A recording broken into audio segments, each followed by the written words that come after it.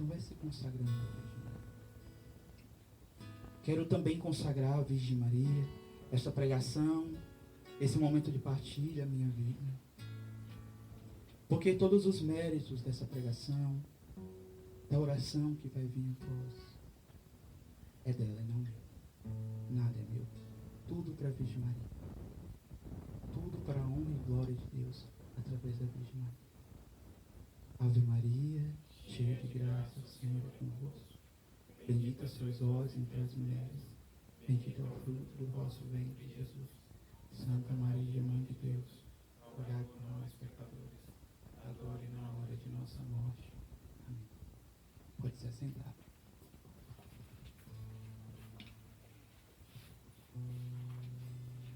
Como eu falei ontem, me chamo Rick Breno de Maria. Faço parte da missão. E há quase 2 anos e meio eu prego pela missão. Eu aceitei esse chamado profético. Uma das coisas que o Senhor sempre colocou em meu coração é aquilo que fala em Efésios, capítulo 5, versículo 11. Não tenhais cumplicidade com as obras infrutíferas das trevas, mas condenai abertamente. E aquilo que fala também na segunda carta de Coríntios, que ele fala, ai de mim se eu não evangelizar. E eu coloco sempre para mim mesmo, ai de mim se eu não pregar a verdade. Porque a própria carta de São Paulo aos Romanos, no capítulo 10, versículo 17, vai dizer que a fé chega para nós através da pregação. E ele fala alguns versículos antes, como saberão a verdade se não há quem pregue? Como saberão a verdade se não se está levantando profetas para denunciar as heresias, para denunciar os erros? E infelizmente, até dentro da nossa igreja, tem se pregado um evangelho adulterado. Um evangelho prostituído. Um evangelho paz e amor. Um evangelho que não te leva a mergulhar em águas profundas. Mas o Senhor ainda vai falar em Gálatas, no capítulo 1, versículo 9. Se alguém pregar um evangelho diferente do que vos tens transmitido, seja ele anátema, seja ele excomungado, seja ele maldito. E infelizmente nós estamos vivendo em um tempo onde ninguém tem mais apreço pela verdade. Estão se juntando a fábulas, como vai falar a palavra de Deus. Estão se trocando a verdade pela mentira. Estamos vivendo uma ditadura do relativismo, onde não existe verdade. A verdade é relativa. E uma coisa que eu estava rezando ali na capela, diante do Senhor mais cedo, fazendo as minhas orações e agora, é que eu estou pregando aqui para católicos. É para católicos que eu estou pregando. Eu não estou pregando para protestantes. E o católico ele deve crer conforme a igreja crê. Então eu espero que essa pregação tenha esse fruto do próprio tema que nos foi passado. Que é caminhar com a igreja. Mas para caminhar com a igreja é preciso conhecer. Porque Santo Agostinho vai falar que não se ama aquilo que não se conhece. Então, conhecendo a igreja, conhecendo o mistério da igreja, aí sim você vai amá-la e vai querer caminhar com ela.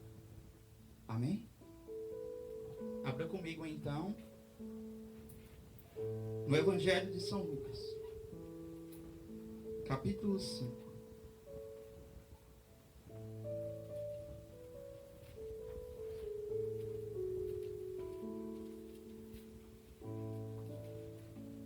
Capítulo 5, a partir do versículo 1. Salve Maria? Salve Maria.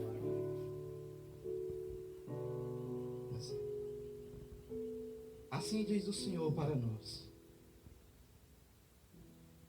Certa vez, em que a multidão se comprimia ao redor dele para ouvir a palavra de Deus. discípulos ao redor de quem?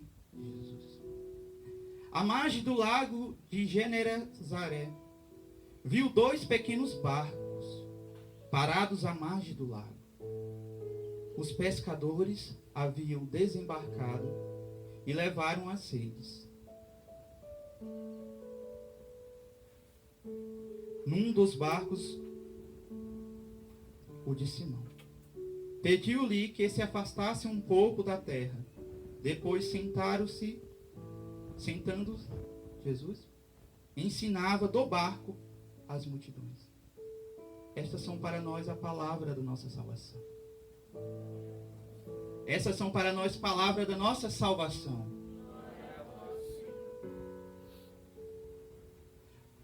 Mas antes de entrar nesse mistério da igreja, eu já quero começar dizendo para você, católico, que a igreja ela foi anunciada em Mateus, no capítulo 16, versículo 18, onde o Senhor fala: Tu és Pedro, e sobre esta pedra eu edificarei a minha igreja.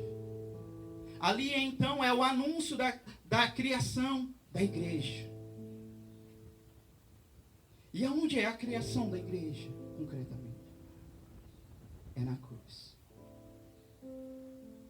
Deixa eu ler uma passagem aqui para você. De Santo Ambrósio. Olha o que ele diz. Da mesma forma que Eva foi formado de Adão adormecido, assim a igreja nasceu do coração transpassado de Cristo, morto na cruz. Da mesma forma, veja como isso é profundo. Da mesma forma que Eva foi formada do lado de Adão, a igreja nasceu do lado de Cristo. E o que isso quer dizer para nós, católicos? Que a nossa igreja nasceu do coração de Deus. Ela é um projeto de Deus, como afirma o catecismo muitas vezes. Eu vejo hoje muitas pessoas que não fazem nenhum curso de teologia, diz que teve vários sonhos, diz que teve visões proféticas, e Deus mandou-lhe fundar uma igreja, que são seitas. Teve sonhos e vai lá e funda uma igreja. E hoje já virou uma palhaçada, virou um comércio. Cada um quer fundar a sua igreja.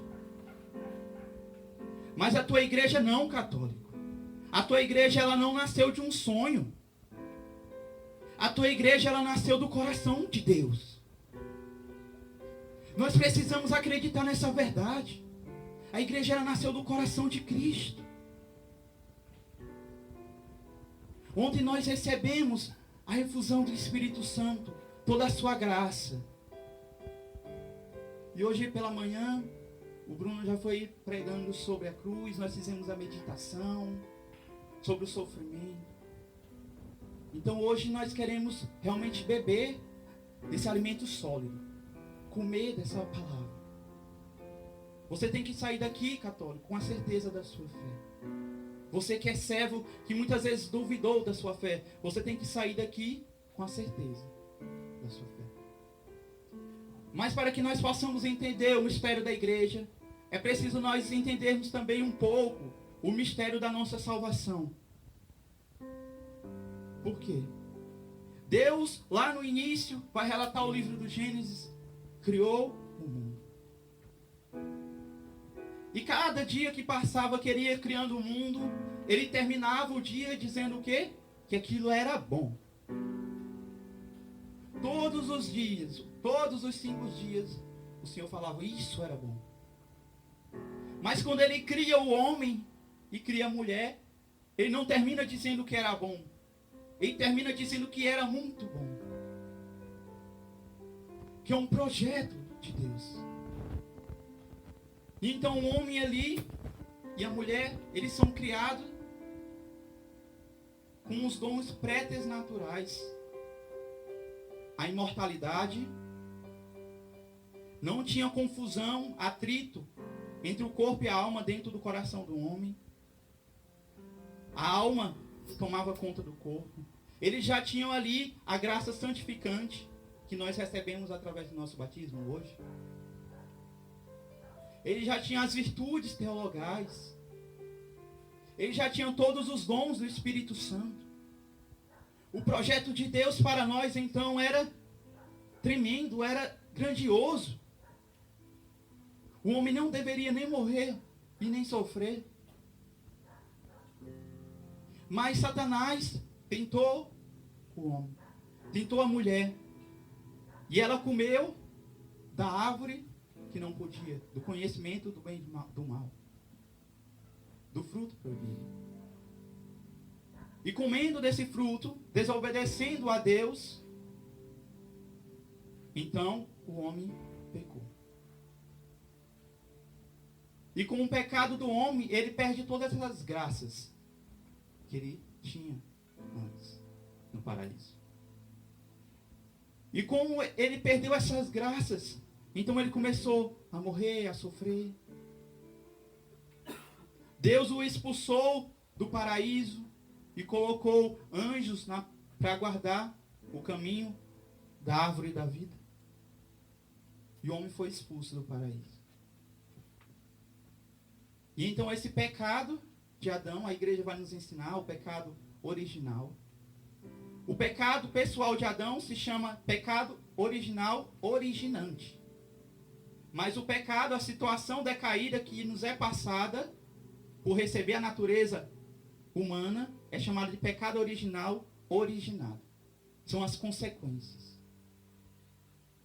E então nós recebemos esse pecado. Mas mesmo assim, Deus fez uma promessa para o homem, para a mulher. Gênesis, no capítulo 3, versículo 15.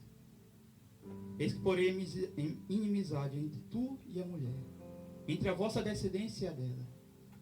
Ela te esmagará a cabeça e tu lhe tentarás o calcanhar. É o chamado proto-evangelho. E meditando nisso, eu ficava imaginando Adão e Eva ali com vergonha de Deus, porque eles eram constituídos em amizade e essa amizade foi rompida. E então eu fico imaginando ali Deus, Adão e Eva diante de Deus, chorando, desgraçados, porque perdeu o paraíso. O livro de Lamentações bem fala isso, no capítulo 5, versículo 16. Caiu-nos da cabeça a coroa, desgraçados de nós porque pecamos. E então ele olhando isso, ele chora. Eu imagino ele chorando porque perdeu realmente o paraíso. Mas depois que Deus faz esse anúncio, eu imagino ele chorando, não mais de tristeza, mas de alegria, porque Deus faz uma promessa para ele. Ele deve ter pensado, eu caí, mas o Senhor vai nos reerguer. Mas isso não aconteceu imediatamente. O que foi que aconteceu? O pecado entrou no mundo, a morte entrou no mundo. Então o primeiro pecado, Caim matou Abel por inveja. Porque as ofertas de Abel eram mais agradáveis aos olhos do Senhor do que a de Caim. E então começou-se uma grande violência. Violência tão grande que Deus chega num dado momento e ele se arrepende de ter criado o homem. Se arrepende.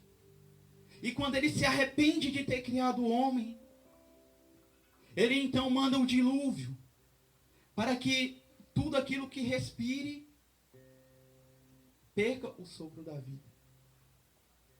Sobraram apenas 8, que foram salvos através da arca de Noé. E então, através desses pecados, o pecado foi se abundando cada vez mais sobre a terra.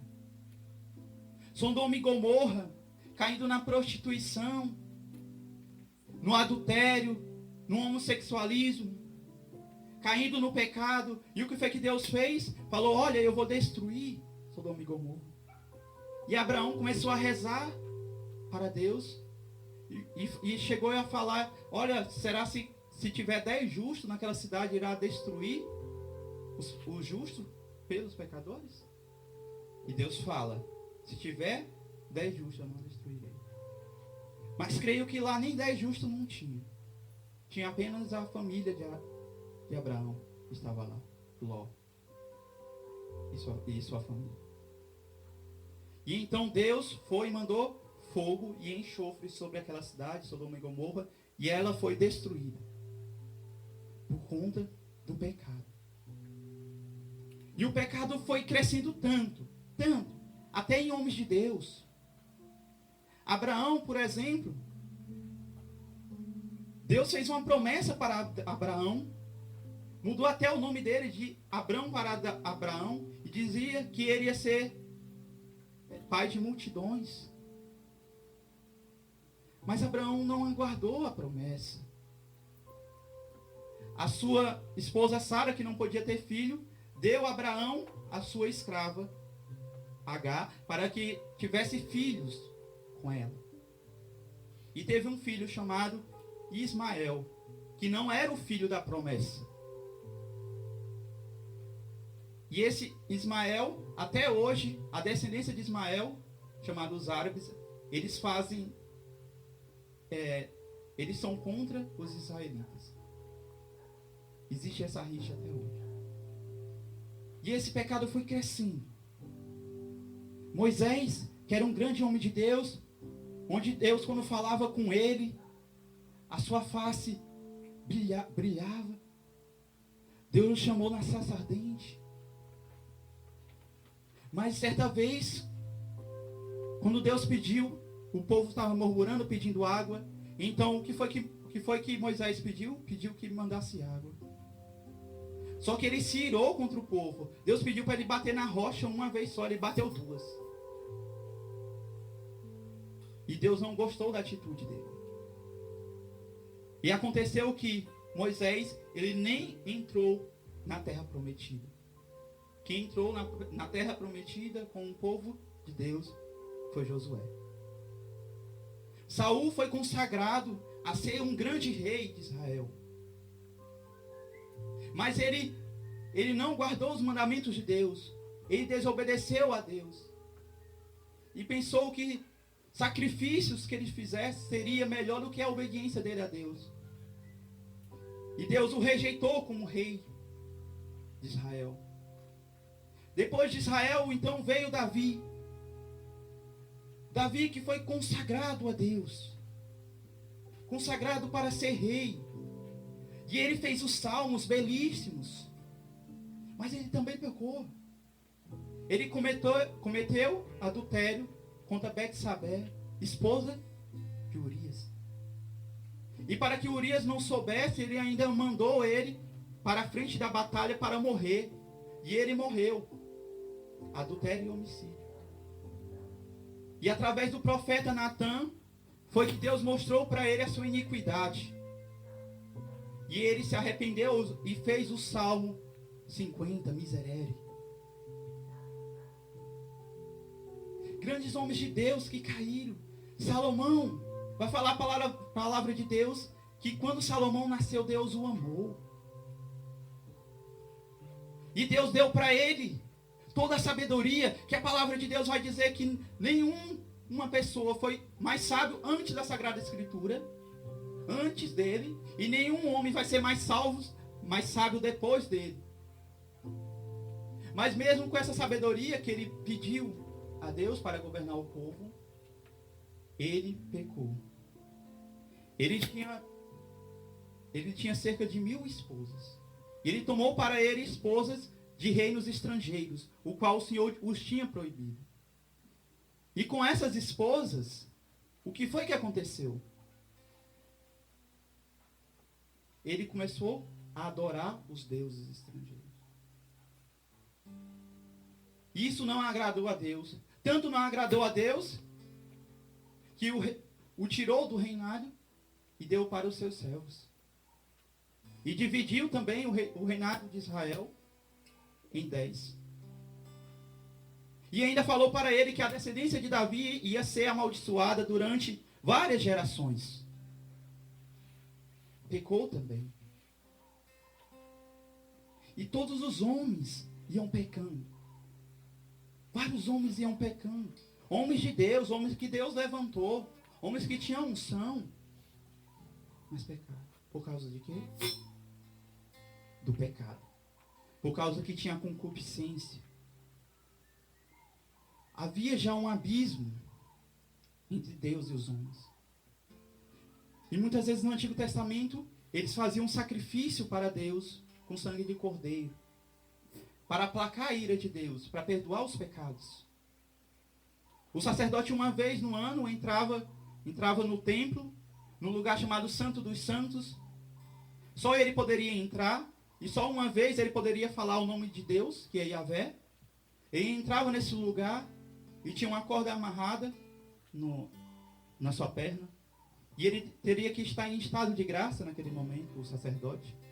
E ele então oferecia aquele sangue junto ao propiciatório, que era um lugar que ficava entre dois querubins, era um vazio ali. E ali era a presença de Deus. E o povo de Israel sempre foi oferecendo sacrifícios, mas sempre com a sua atuação maligna, sempre pecando, sempre no pecado. E chegou até momentos que Deus falou: eu não quero sacrifício, e sim misericórdia. Havia então um abismo que já existia na criação entre criatura e criador, mas que foi abalado pelo pecado. E aqueles santos que existiam no Antigo Testamento, eles iam para a mansão dos mortos. Não tinha céu. Mas como a palavra vai dizer que Deus não é homem para mentir, ele então cumpre aquela sua profecia de Gênesis 3:15. E o que acontece? Vem o Salvador. Gálatas 4:4 vai falar que na plenitude dos tempos, Deus envia o seu Filho vindo de uma mulher. E ele era 100% Deus e 100% homem. E quando Jesus chegou, já em uma idade avançada, São João Batista apontava para ele e falava: eis o Cordeiro de Deus que tira o pecado do mundo. O Senhor disse para si mesmo que quando ele fosse levantado, ele atrairia todos para si. E onde foi que aconteceu isso? Que ele atraiu todos os olhares. Foi no madeiro da cruz. Foi na cruz. Na cruz então, Deus, Jesus Cristo, ele se entrega por nós. Ele se dá por inteiro, para nos redimir de nossos pecados. E a palavra vai dizer que o documento que havia contra nós, ele é cancelado, encravado no madeiro da cruz. Então ali o Senhor morre. E nos conquista a salvação.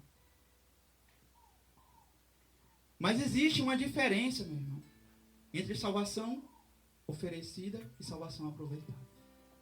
A salvação já aconteceu, mas é preciso que nós apliquemos ela na nossa vida. Explico. Imagine que aqui em Palmas tem uma grande doença contagiosa, que está matando muitas pessoas. E então, os médicos, os cientistas descobrem o remédio para essa doença, a cura. E mandam para cá, para Palmas, no postinho. Aí, deixa eu perguntar para vocês. Será que você vai ser curado apenas de ter criado a vacina e ela está no postinho? Não, né? Você precisa ir lá e a enfermeira vai aplicar a vacina em você, a cura, né? Pois esse é o mistério de Deus. A salvação que nos foi conquistada no madeiro da cruz é nos aplicada através da igreja. É a igreja que aplica a salvação. Ela é a administradora da salvação. Tanto é que quando Jesus, mal ele ressuscitou, ele foi para os apóstolos, apareceu para ele e falou o quê? Receba o Espírito Santo. Quem você perdoar os pecados serão perdoados, quem não perdoar não serão perdoados. Aquela salvação, quando Jesus falava eu tenho sede, era sede de alma na cruz. E então aquela salvação que ele conquistou, imediatamente ele já queria derramar sobre a humanidade. Mas ele queria derramar através dos apóstolos, através da igreja. Porque o Senhor mesmo falou para os apóstolos: quem vos ouve, a mim ouve, e quem vos rejeita, a mim rejeita. E quem me rejeita, rejeita aquele que me enviou, o Pai. Quem rejeita a igreja, rejeita a Jesus Cristo. Assim como naquela caminhada de São Paulo por Damasco, onde ele estava perseguindo os cristãos. E ele cai do cavalo, o Senhor aparece para ele e fala: Saulo, Saulo, por que me persegues? Ora, ele estava perseguindo, não a Jesus Cristo, mas os cristãos. Mas é porque a intimidade de Deus é tão grande, tamanha a intimidade dele com a igreja, que Jesus Cristo é a igreja é Jesus Cristo. A igreja é o corpo de Cristo místico. E vai nos falar também a igreja, que ela é essa barca da salvação, figura da Arca de Noé. A Arca de Noé, ela tinha 300 metros de comprimento e tinha 30 metros de altura. E ela tinha 3 andares. Os padres da igreja vão dizer que esses 3 andares é a Santíssima Trindade, que perfeitamente age na igreja: o Pai, o Filho e o Espírito Santo. E aquelas poucas pessoas que se salvaram do naufrágio, se salvaram através da barca. Então todas as pessoas que se salvam através da igreja. A igreja é o sacramento universal da salvação, vai dizer a Lumen Gentium. Pois se alguma pessoa se salva, mesmo que não pertença à igreja, se salva através da igreja. Porque o catecismo também vai nos dizendo que fora da igreja não há salvação. Porque Cristo, que é a cabeça da igreja, ele tem um corpo. Cristo nos faz presente através da igreja. Então não tem como ter salvação fora da igreja. Não tem. E vai nos ensinando a passagem que nós lemos. Que tendo 2 barcos, aonde foi que Jesus subiu? No barco de quem? Simão. Foi no barco de Pedro. E ali ele ensinava.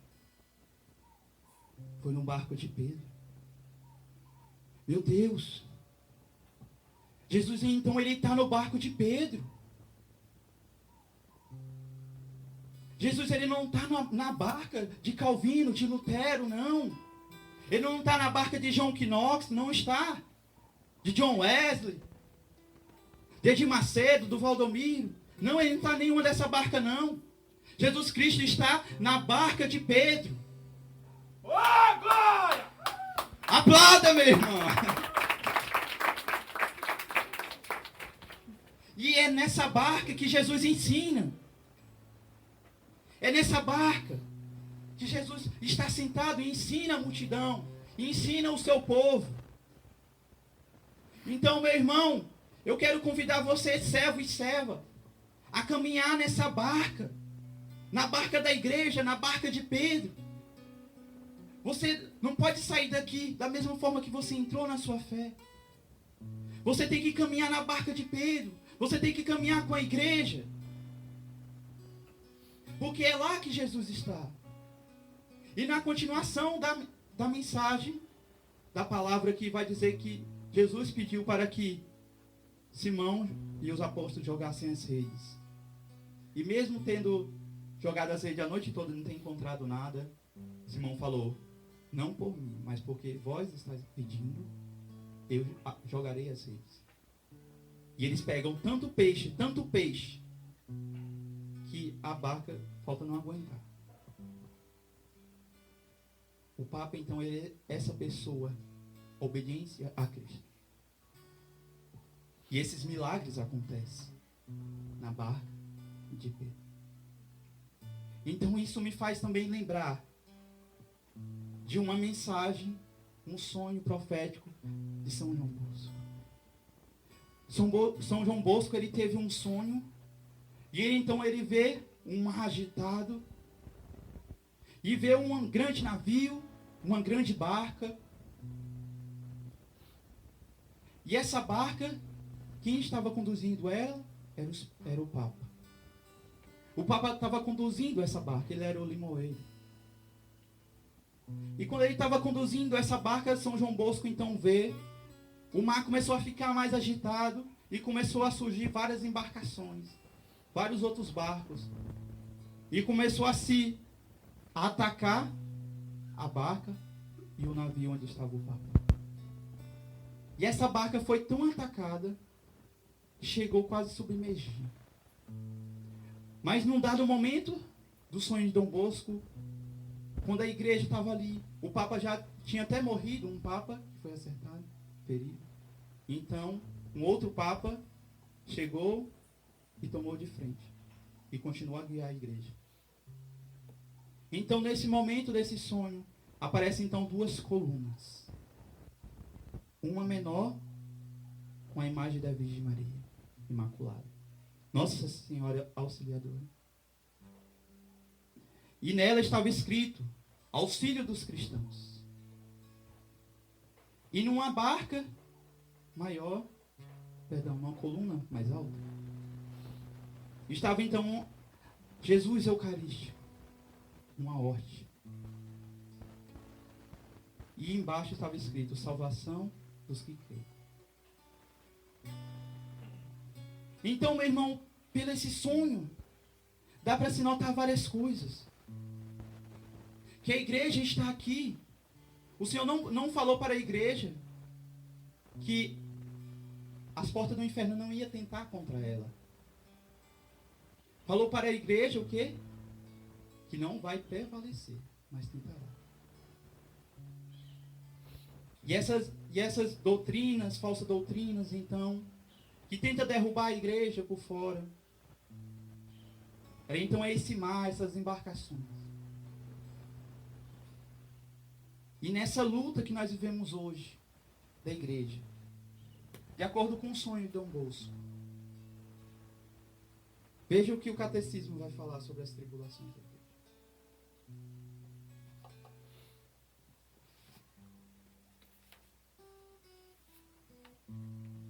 Olha o que vai falar. No parágrafo 175, número 175.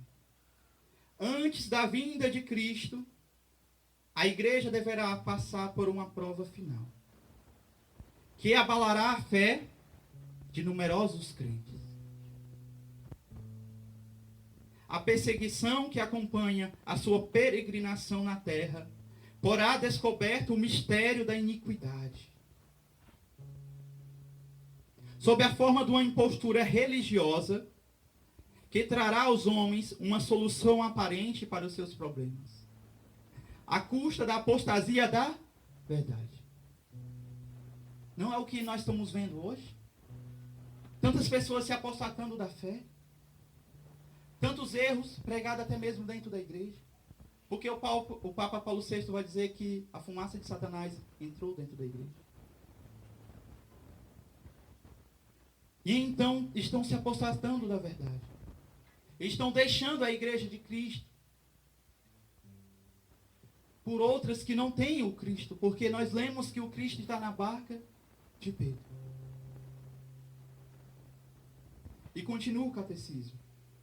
A igreja não entrará na glória do reino, senão através dessa última Páscoa, que seguirá o seu Senhor na sua morte e ressurreição. A igreja então vai passar pelo mesmo caminho que Cristo passou. A igreja então nessas tribulações, vai subir o Monte Calvário. Nessas tribulações, então, a igreja vai subir, vai carregar a cruz. E em um dado momento vai até parecer que ela está morta. Mas depois nós vamos ver que ela ressuscitará. E ela vai ser levada por nosso Senhor Jesus Cristo ao céu. E quem guia a igreja é o Papa. O Papa guia a igreja. O Papa, então, é essa bússola da igreja. Uma bússola. O que a bússola faz? Aponta o caminho, não é? Que se deve seguir. Então, o Papa é essa bússola. Santa Catarina de Siena vai dizer que o Papa é o doce Cristo sobre a face da terra. Então, nós devemos amar o Papa. Olha o que vai falar São Luís Orione. Amar o Papa é amar a Cristo. Hoje, Pedro nos guia na pessoa do Papa atual. É através do Papa atual. Na época de São João Paulo II, era o Papa João Paulo II que guiava a igreja. Na época do Papa Bento XVI, era o Papa Bento XVI que guiava a igreja. Agora, na época do Papa Francisco, é o Papa Francisco que guia a igreja. É através do Papa atual. Nós devemos amar, devemos rezar por ele.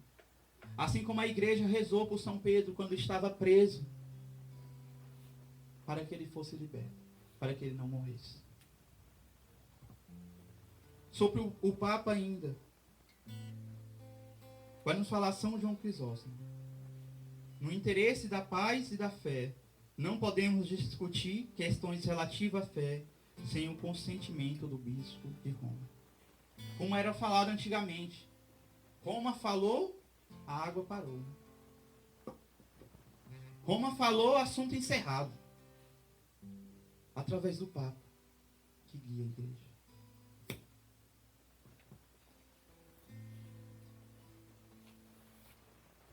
Mas é também nos dado um auxílio, que é a Virgem Maria.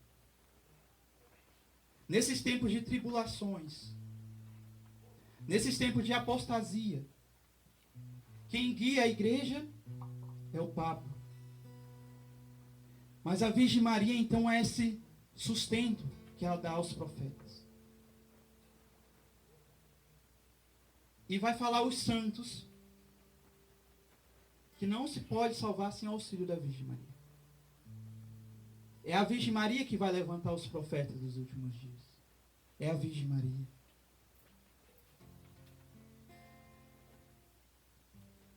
São João Damasceno vai falar que a Virgem Maria é a arma de salvação que Deus dá a quem quer salvar. Vai falar Santo Afonso Maria de Ligório, que é impossível que se condene um devoto de Maria Santíssima, que fielmente a observa e a ela se recomenda. São João Bécima, ele vai falar algo fantástico. Que ele não teria certeza da sua salvação, enquanto ele não tivesse certeza da sua devoção à Virgem Maria. A Virgem Maria, então, é essa coluna que vai segurar a igreja. Quem não for devoto da Virgem Maria não vai conseguir permanecer de pé. E infelizmente nós temos vendo até aqui dentro da nossa arquidiocese, dentro da nossa cidade, profanações contra a imagem da Virgem Maria. Então se aparecendo no nosso país cada vez mais quebradores de imagens, que é um grande ultraje. E o que é pior, estão quebrando as imagens chamando de demônio. Será que Deus se encarnaria em um demônio? Não, né? Esses dias eu vi uma postagem de um protestante que ele colocava a imagem de Nossa Senhora de Fátima e dizia: o demônio apareceu em Fátima desta forma, chamando a Virgem Maria de demônio. Os filhos das trevas o chamam de demônio, mas os filhos da Virgem Maria, os seus verdadeiros devotos, o chamam de bem-aventurada, como fala a palavra de Deus, de bendita, da grande mãe de Deus, de Maria Santíssima, sempre virgem, pura, bendita, imaculada. Ela que irá nos sustentar nesses tempos de tribulações da igreja. E outra coisa que o Senhor nos dá é a Eucaristia.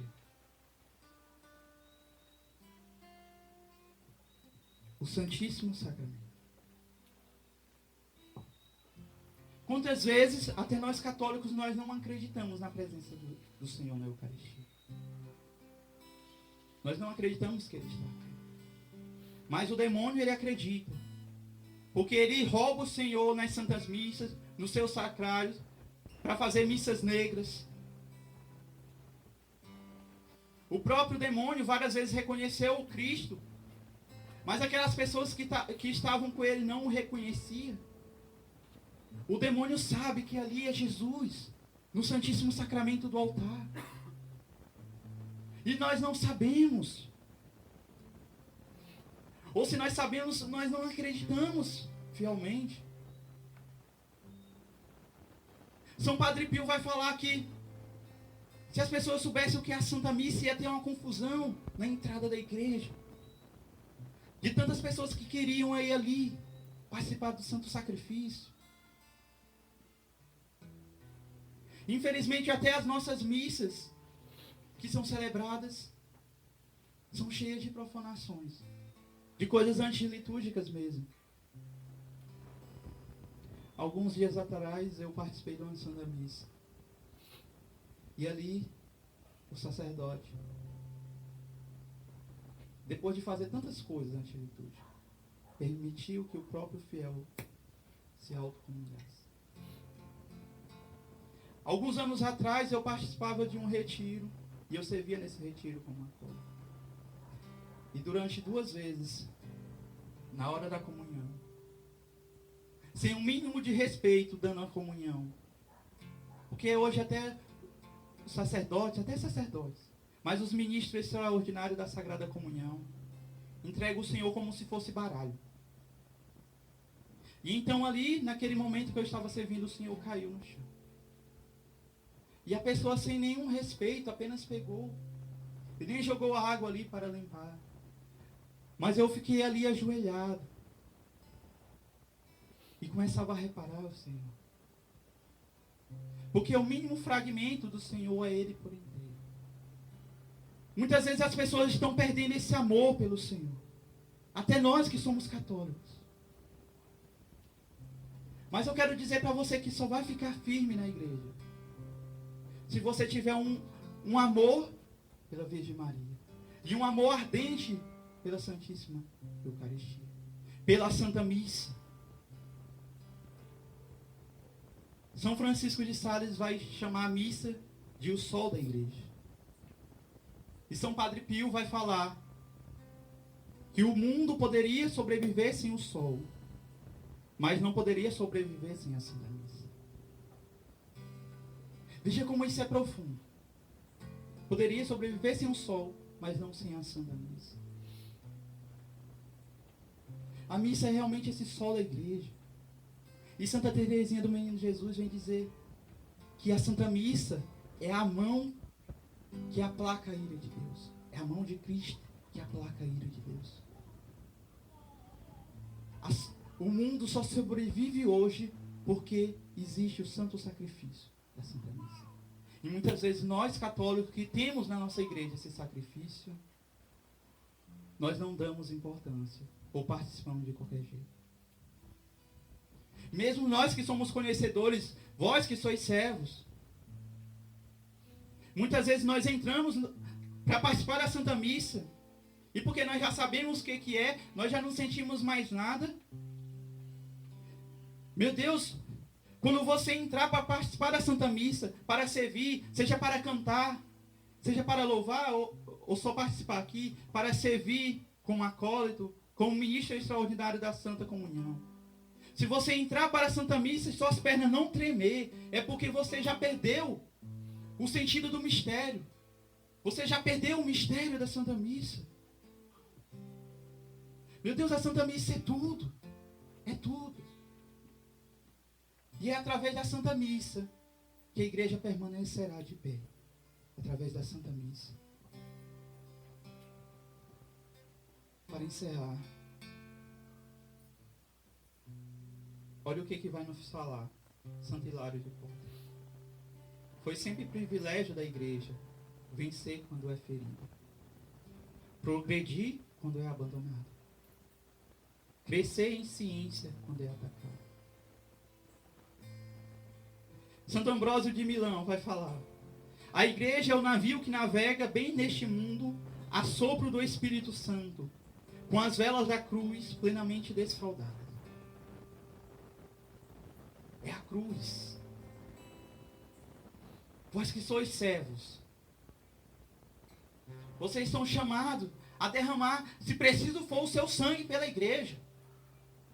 Se preciso for, você deve derramar o seu sangue pela igreja. Nós devemos amar a igreja.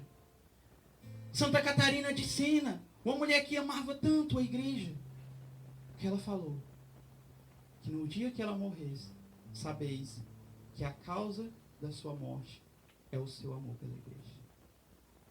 Ela morria de amor pela igreja. E Santa Teresa d'Ávila fala que são felizes aqueles que se consomem no serviço da igreja. Nós devemos amar a igreja. Ela é santa. Nós devemos então caminhar com ela. Aí eu me lembro de uma coisa que eu estava lendo há algum tempo atrás. Em 1939, foi encontrado o túmulo de São Pedro ali no Vaticano. Lá estava. Só que o Papa Pio XII então autorizou para que pudesse pegar aqueles restos mortais, os ossos, para analisar. E foi confirmado que aqueles ossos que estavam debaixo do altar-mor da Basílica de São Pedro, no Vaticano, eram os ossos de São Pedro. Ah, meu irmão. Então ali cumpriu a profecia, não só espiritualmente, mas literalmente. Tu és Pedro, e sobre esta pedra edificarei a minha igreja. Literalmente essa promessa foi cumprida. Foi sobre Pedro que a igreja foi fundada. É sobre Pedro que a igreja está fundada.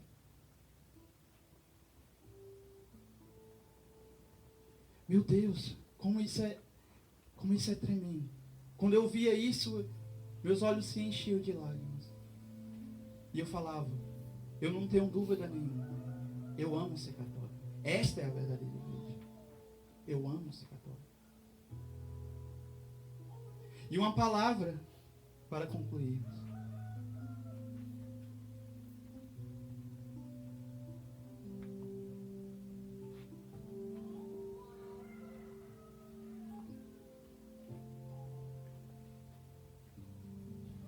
Olha o que vai falar um santo da igreja chamado São João Crisóstomo. Para nós, que estamos passando por esse naufrágio. Não te afaste da igreja. Nada é mais forte do que ela. Ela é a tua esperança, o teu refúgio. Ela é a mais alta do que o céu e mais vasta que a terra. Ela nunca envelhece. Servo e serva que está aqui, não se afaste da igreja. A tua vida deve ser na igreja. Deve ser de se consumir de amor pela igreja. De amar a igreja até o fim. E derramar o seu sangue se preciso for. Devemos amar a igreja. Devemos caminhar com a igreja. E agora, para concluir mesmo, eu queria só ler uma passagem de Romanos, no capítulo 16, versículo 19 e 20. Anote essa passagem para que você saia daqui com a certeza de que essa é a verdadeira igreja. Orígenes, ele explica que foi por providência de Deus que o Império Romano tomou, então ali Israel, todo aquele território, porque ali unificou. Porque se tivesse vários povos diferentes, dificultaria para poder transmitir a fé da igreja. Mas como o Império Romano, ele tomou todo aquele território, quando em 313 o imperador Constantino se converteu, Não só ele se converteu, mas todo o Império Romano. E ali chegou o cristianismo a todos do Império. Mas olha o que São Paulo diz aos romanos. Vossa obediência tornou-se conhecida de todos e sois para mim motivo de alegria. Mas desejo que sejais sábios para o bem e sem malícia para o mal. Receba essa. Pois o Deus da paz não tardará em esmagar Satanás debaixo de vossos pés. É debaixo dos pés dos romanos, dos católicos apostólicos romanos, que Satanás será esmagado. E a igreja no final dos tempos vai subir triunfantemente para o céu. Mas Satanás será esmagado debaixo dos nossos pés. E com essa certeza no seu coração vai se levantando. Neste momento. Para nós rezarmos. Daqui a pouco nós vamos participar da Santa Missa. E participando da Santa Missa, que você possa lembrar de tudo isso que foi falado durante esse retiro. Chegou no ápice da sua fé. Então vai fechando seus olhos. Vamos agora rezar um pouco. Nos preparar para a Santa Missa.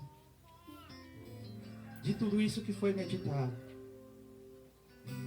Que possa crescer cada vez mais um amor ardente pela Santa Igreja. Que possa crescer cada vez mais um amor profundo pela Igreja. Um amor profundo pela Virgem Maria. Um amor profundo por Jesus Eucarístico. E vai começando a pedir esse amor. Vai soltando a sua voz. Vai pedindo então que Deus infunda na sua alma um amor profundo pela igreja. Vai pedindo, vai clamando. Senhor, faça com que, Senhor, nós possamos querer cada vez mais, Senhor, caminhar com a tua igreja. Caminhar na barca de Pedro, a única que salva. Que nós possamos, Senhor, ter a graça de perseverar nessa barca, de perseverar nessa igreja, na tua igreja, que fala em 1 Timóteo 3,15, é o fundamento e sustentáculo da verdade. Que nós possamos permanecer na verdade, que nos é ensinada pela Santa Igreja. Vai clamando o Espírito Santo neste momento. Vai rezando também pela igreja, pelo Santo Padre, pelos nossos sacerdotes. As mãos dos sacerdotes, que são como o ventre da Virgem Maria, onde nós nascemos para a vida com Deus. Vai rezando pelos diáconos da igreja, pelo Santo Padre, o Papa. Vai rezando por todos os ministros que estão à frente da igreja. Vai rezando, vai clamando mesmo. Pedindo que o Espírito Santo venha avivar a igreja. Que o Espírito Santo venha transformar a igreja. E a você também que é a igreja, que faz parte do corpo místico de Cristo. Vai pedindo a intercessão da Virgem Maria, para que esse Espírito Santo seja derramado em abundância sobre a igreja, em abundância sobre você, em abundância sobre a tua casa, sobre a tua família, em abundância sobre todos os teus. Vai pedindo. Deus que é poderoso, Deus que é tremendo.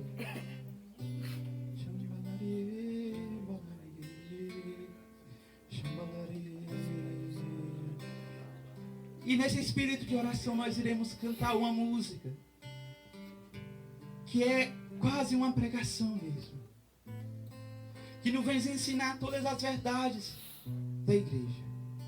E nós iremos através dela pedir para que a igreja seja avivada, que você seja avivado, que você seja cheio do Espírito Santo de Deus. Então vai rezando com essa música. Grande multidão, toda tribo, povo e nação, Tão numerosa, tão numerosa que ninguém podia contar. é a Jerusalém celeste. Estavam todos de pé diante do Cordeiro, tinham vestes brancas, traziam palmas nas mãos. Vai meditando nessa palavra. Um só rebanho, É só um rebanho, um só pastor, um só pastor, o Papa Francisco, uma só Papa, Santo Padre. carne, um só Senhor. A carne que nós iremos nos alimentar daqui a pouco. Uma só oração, uma só alma e um só coração. Vai pedindo para que a igreja seja avivada neste momento. Viva tua igreja, Aviva, Senhor, a tua igreja. viva tua igreja.